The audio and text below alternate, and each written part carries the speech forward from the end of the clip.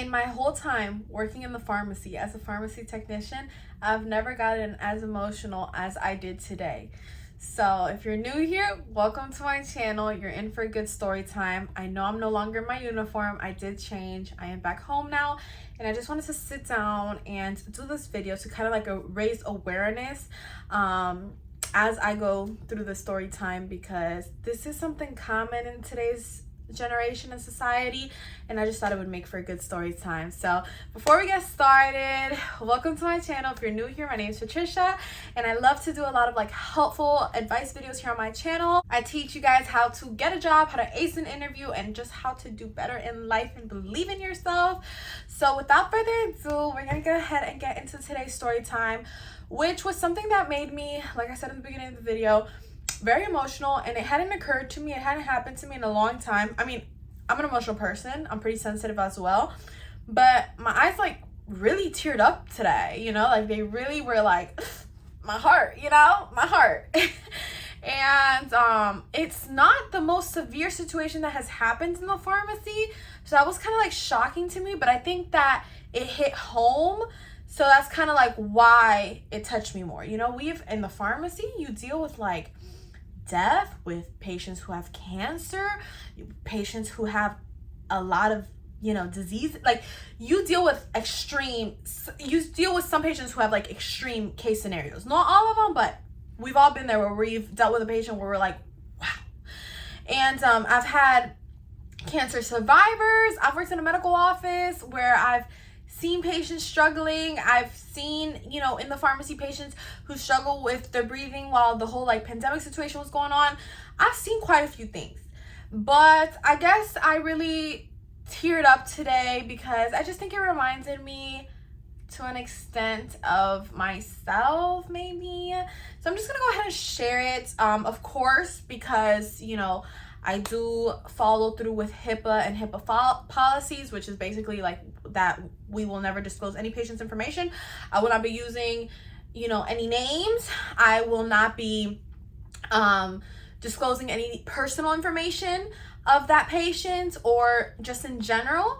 I'm just going to give kind of like a story time, like a you know, a possible case scenario, which is something that obviously like is based on a true story, but we're not going to be using any like personal things that would violate HIPAA. Okay, so let's get started. So basically, I was in the pharmacy today. I was working my regular shift. I was working on the weekend, and I was getting ready to go. Like, honestly, it was the end of my shift. I had a great shift today. It was going good. Everything was well. And this lady came up to the window. She had called earlier, I believe, just to like double check, like, yo, yeah, like, are my meds gonna be ready for later, whatever. I think it was for her daughter. And I was like, yeah, we're working on it and this and that. So she was one of those patients where she was like double checking before she came in. And I always do like patients like that, because I just feel like, you know, then they come to the window, and then if you're like, no, your medication's not ready, they're like, oh, what? And I'm like, bro, like, did you even call to make sure? Like, you know what I'm saying? Like, you thought your medication was ready? Like, why'd you think that? Like, anyway, so this patient comes up to the window, and I'm typing in her name and getting her medication, and the legal guardian, which was the mother in this case scenario of the patient, tells me, oh, I just want to make sure that that medication is okay to be used with a stronger med that she was taking. She didn't like ask me that, but she just kind of like implied it. So I was just like, let me double check with the pharmacist, okay? One thing about me is that I like to be safe. Like, I like to make sure that there's not going to be any interaction, and because I am just the pharmacy tech, I am not the pharmacist, and I am not legally allowed to consult a patient. So I go to my pharmacist, and I was like, look, the legal guardian of the patient is saying that she's on this medication in the morning, and now we're dispensing this medication. Is there any type of interaction or anything? And my pharmacist was like, no, there's no interaction. And for the most part, there isn't, because obviously doctors that prescribe meds know what meds the patient is on, and they're not going to most likely send something that has an interaction. But I always like to make sure, and my managers always like to make sure as well, because we've had case scenarios where the doctor, forgot that the patient was on another medication that could possibly, like, cause a reaction if they're both taken together and things like that. So I go to the lady and I was like, no, there's no interaction, don't worry, whatever. And the lady proceeds to start telling me how her daughter has severe anxiety, severe depression, and how she's on all these kinds of medication. Now keep in mind, this lady looked fairly young, and she was kind of like giving me my mom vibes. Like, she had like the same color hair, and she was like Hispanic like my mom, and she looked so sweet and genuine. And so I was kind of like, okay, I'm like listening to her, and there was just something that I felt like touched to her. I was like, I'm listening, like, and I think from the get-go, my mom has always said it, and people in general have always said it, I've always had like that sixth sense, and every time I've felt some type of way, it's usually because it is that type of way.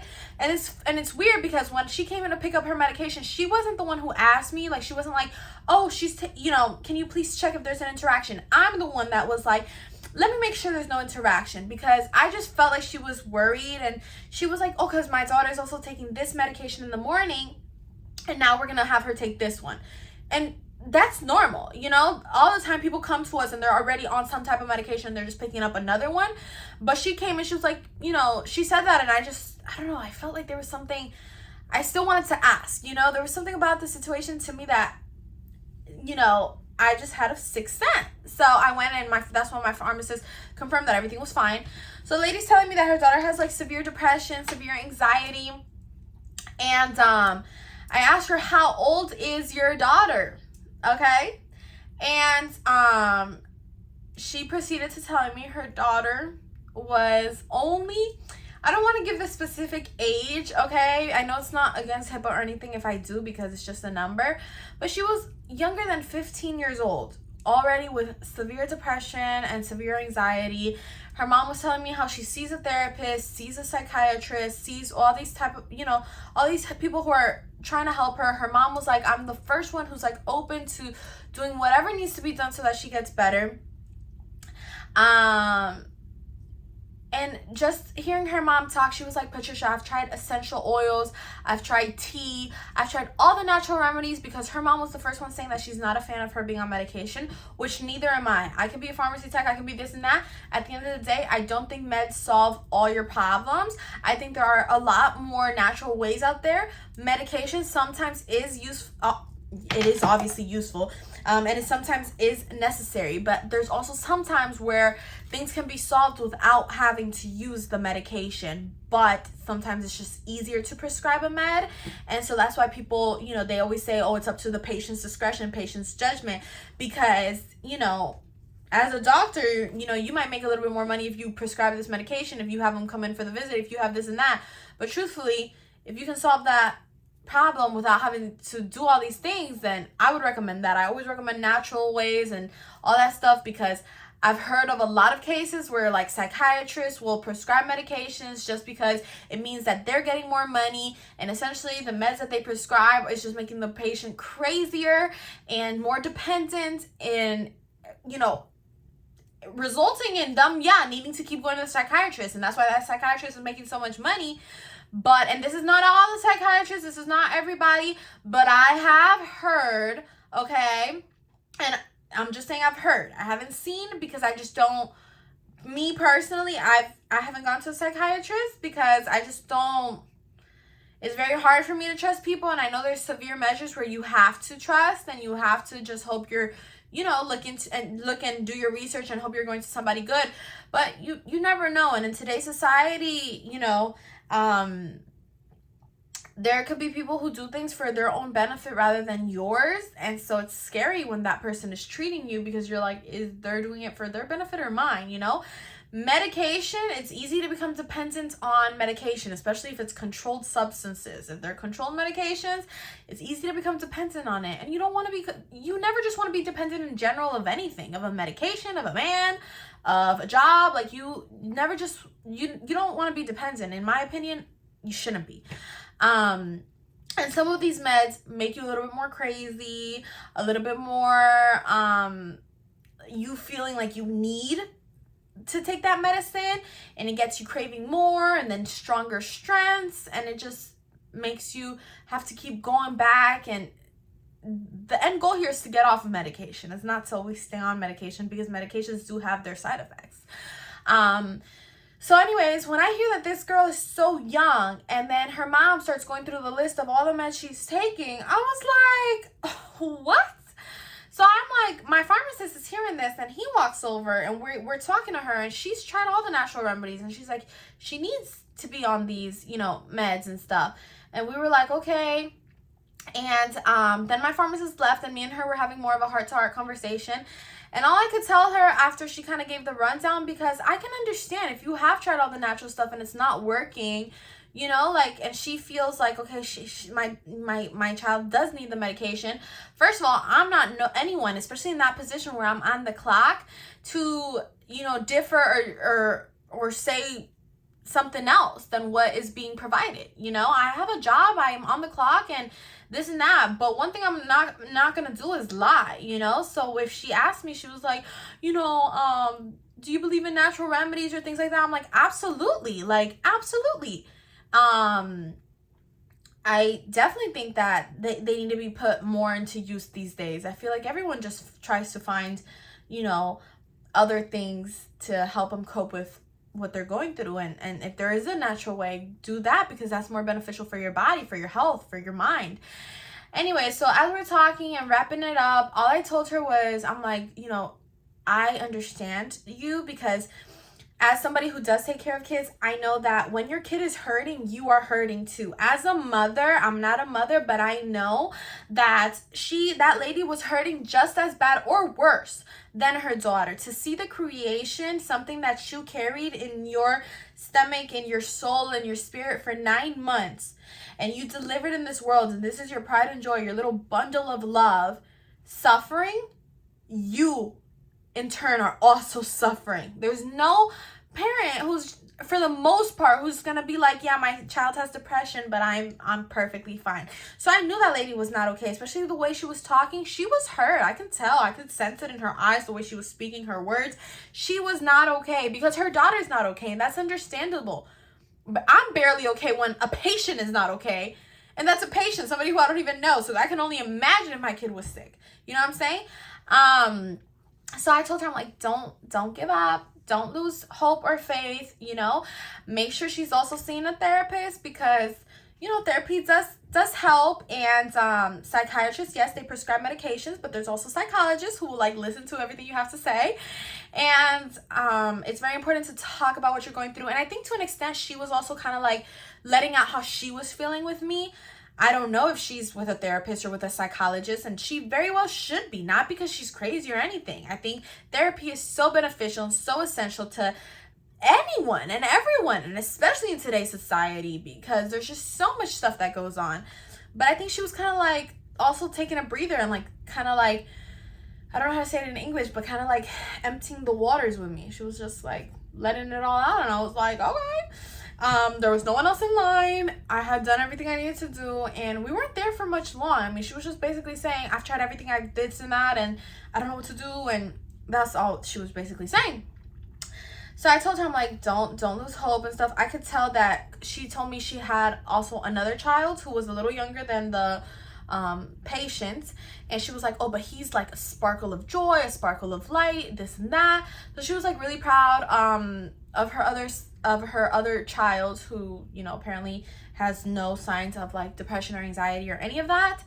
And I know she felt like really sad knowing that maybe her daughter does have these things.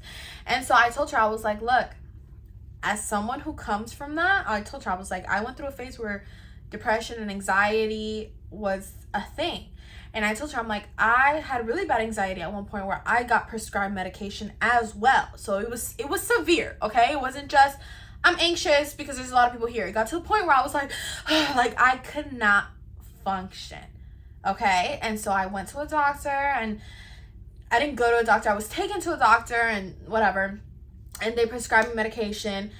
And at the time, and I still feel like I would feel this way to this day, I was, and at least with me, this is just my personal thoughts and opinion with me, I know what type of anxiety I had, and I know what type of depression I had, so I'm not saying everyone's case scenario is the same, but I was like, I do not agree with taking medications. I don't believe in that. I don't want to take meds for my anxiety. I feel like it's still at an uncontrollable stage. I feel like even though it was severe enough where they were like, I think you need medication. They're not going to tell you need medication if, you're just like, oh yeah, everything's perfect. Sometimes I get a little anxious, but that's about it. They're not just going to prescribe you meds off of that. So I know my thing was a little bit more severe, but I also could recognize, I'm like, there's natural remedies I can do that will lower the risk. I don't think I was severe enough to the point where I needed meds. And sure enough, I was right. Why? Because you recognize your own body. You know what's up with what you got going on inside. Like, doctors can help, physicians and nurses and stuff can help, but you know also to an extent kind of like how you're feeling. Like, you're like, okay, this is not feeling right. Why is this hurting? Why is that hurting? And it just, sure enough, it shows you that sometimes doctors will prescribe you stuff just to prescribe you, just to get it out of the way, to make more money for them, to, make more money in the medical field, stuff like that. Because obviously if I would have started that medication, I would have had to start paying for that medication, which I would have. It wasn't about the money, but it was the fact that I got scared that I would become dependent on the medication. And then I would have had to just keep taking pills, keep experiencing side effects, keep spending money. And I wish I had to be strong enough in that moment and say, my anxiety is bad, but I need to take action right now so that it does not get worse. So I need to do home remedies, home stuff, natural things to see if this thing gets better. And I told myself, if it doesn't, then I would revisit the fact of possibly getting on meds. But thankfully it worked and everything's good. And I feel like I've flipped a lot of my life around, like a good portion. I'm still working on it and stuff. But I mean, hey, I'm here sharing my story. So, I mean, something's gotten better, right? Because before I used to be like pretty ashamed about it. Anyway, I'm not saying that that's everyone's case scenario. Some people do need meds, but maybe not as many meds, maybe not as strong doses as the doctors send. Because like I said, in my case scenario, the doctor was real quick to, here, take that med, buy that medication, you'll be good, this and that. And I really didn't need it. And if I would have taken it, I could have possibly be risking the fact of me becoming dependent on a medication and experiencing worse side effects than if I wouldn't have taken it. So that's why I'm always like a very try natural home remedies and this and that. Why? Because I've been there. I've experienced the whole anxiety and depression and this and that, and I've been put on meds, and I'm like, I'm not taking them, and I still don't take any medication. Thank God I haven't never had to be on any type of med. Okay? I am healthy. I am good. And I thank God every day. I pray every single night. I'm very blessed in that sense. And just because you take a medication does not mean anything, especially if you have cholesterol, blood pressure. I strongly encourage you to take your medication because that's what's going to help you reduce that. But in this specific story time, in this specific case scenario, it was kind of because I told her, I was like, I just wanted to let you know, as someone who has been there, anxiety, depression, this and that, here I am, and because I could tell that she was kind of admiring me from the get-go. She was like, you're so pretty and you're so put together. And I was like, when she starts telling me about her daughter, she almost seemed like she was obviously getting very sad. And she, I told her, I'm like, you see me as such a right now, right? But I was your daughter at one point. So I'm showing you the light that you need right now because this lady looked like she was about to start crying. I was like, I'm showing you the light you need right now and the hope that you need, that your daughter can very well become the same woman who is standing in front of you right now. I was like, have depression, anxiety? Yeah, it sucks. I've been there. Meds? Yup, all of it. But I was like, that wasn't going to knock me down. You got to be strong. You got to, whatever. So I'm kind of giving her a pep talk, and she's like, whoa, what? Whoa. And I was like, yeah, so you got this. And, if we can help in anything, let us know, whatever. And that was it. And she was like, thank you so much. And she walked away. As she walked, as we were finishing our conversation, she was like, she goes, I think she said, it's so hard to see your child suffer with depression and anxiety or something like that. And I think that is the sentence that touched me, because I used to my mom used to say things like that to me, and I would be like, like, oh my gosh, you don't get it. Like, if you feel this way, can you only imagine how I feel? Oh, you're sad because your daughter has anxiety. Could you imagine how I feel, who I'm the one who has it? You know, like, I always used to be kind of like, say slick things like that back to her. And like, I never really understood like the whole, you know, that a parent is like suffering as much as they do when their child is suffering. And when I saw the lady kind of like breaking down about that today, I think I got emotional because to an extent it reminded me of my mom. You know, the lady resembled my mom since the get-go, since she got to the window, and she was just so sweet.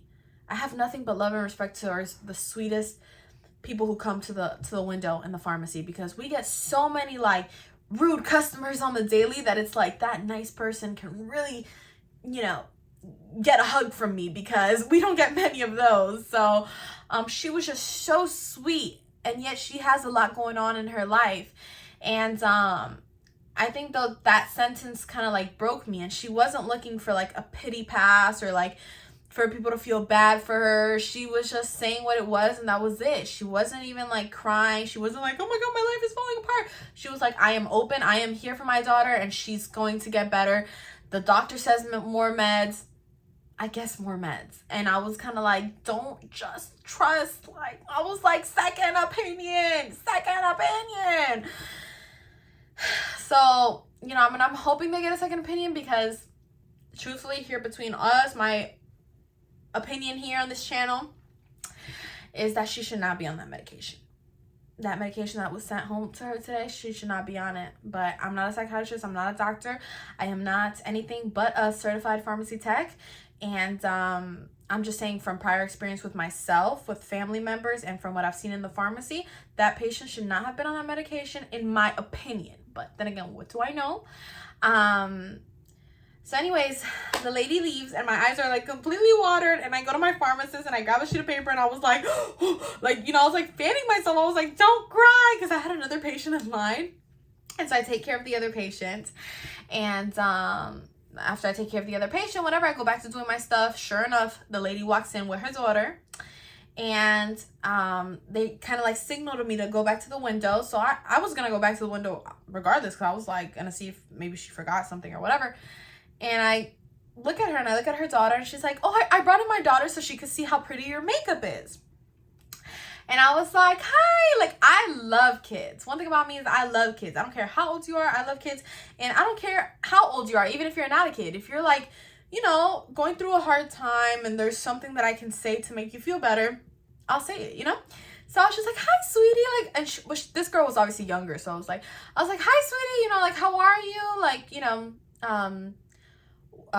what school do you go to? And are you excited for Christmas? And just all type of stuff, and trying to talk to her. And she was a sweet girl, and I could tell that she has it in her to, you know, just be a happy girl. I think she might just be going through some things, but like I said, they're, you know, I'm not a doctor, but there's just so many things. I've been in that shoe, so it's kind of like I guess that's why it like hit home.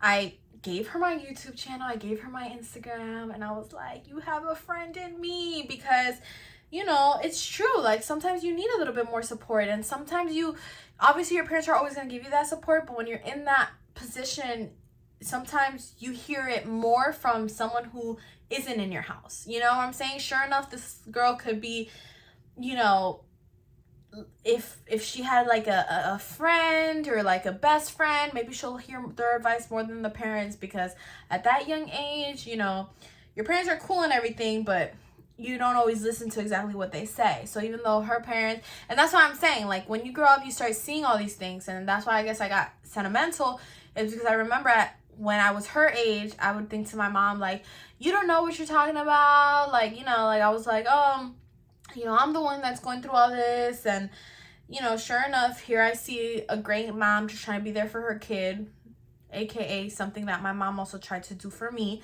but I was kind of like pushing it away and stuff like that. But as you grow older, you start realizing, like, damn, that's my ride or die, that's my day one. Like, you know, it's not easy. And they, you know, I could tell that lady was good.